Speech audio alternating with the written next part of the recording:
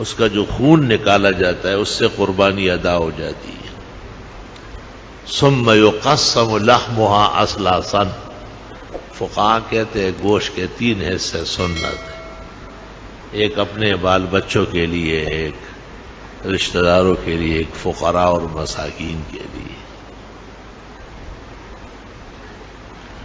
آپ نے فرمایا ہی ایام ضیافت اللہ، اللہ تعالیٰ ان دنوں میں بندوں کو مہمانی دیتا ہے کہ میرے خاص عبد اور حبیب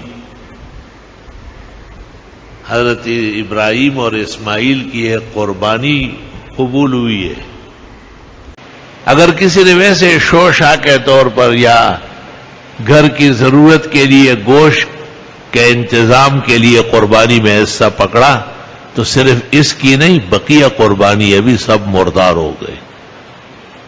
سب کے لیے ضروری ہے کہ علی وجہ القربت، ثواب کی نیت سے قربانی ہو. السلام علیکم ورحمۃ اللہ وبرکاتہ.